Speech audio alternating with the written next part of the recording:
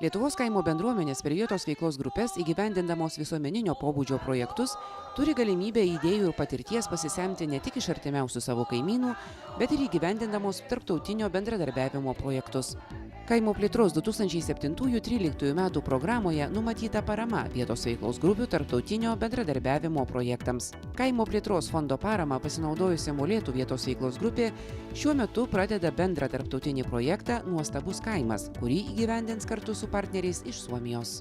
Projektas turi atsakyti klausimą, kodėl jaunuomenė, jauni žmonės turėtų sugrįžti gyventi ir dirbti ir veikti į Molėtų rajoną, kodėl jie neturėtų važiuoti kažkur kitur duonos ieškoti, o čia. Ir vieni ir kiti esam labai panašus savo teritorijos ypatumais, vandeningi, miškingi, turtingi gamtinių išteklių, žemės ūkį vysto, labai didelis dėmesys miškininkystei ir turizmui.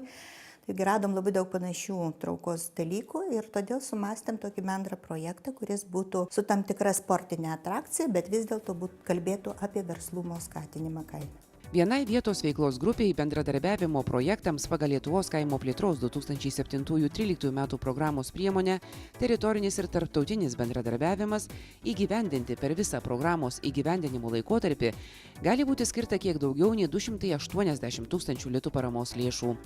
Vietos veiklos grupė šią paramos sumą gali naudoti inicijuodama teritorinius ar tarptautinius projektus arba dalyvaudama kitos vietos veiklos grupės inicijuotose teritoriniuose ar tarptautiniuose projektuose kaip partnerė. Parama gali būti skiriama tik tai konkrečius tikslus numatantiems projektams. Be to, būtina aiškiai nurodyti jiems pasiekti būtinas priemones.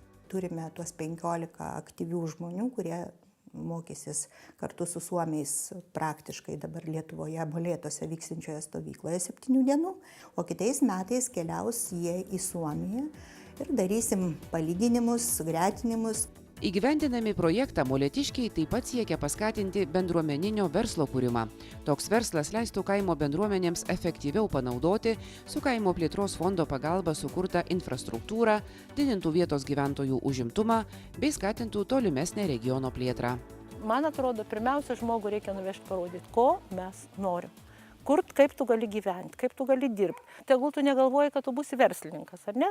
Bet ateiti ir išgirsti sakinį, kurį atveža tau iš Kauno mokslininkai ir iš Vilniaus ar iš dar kažkur. Susiplanuok žmogau laiką ir tas 2 valandas ateik išgirsk.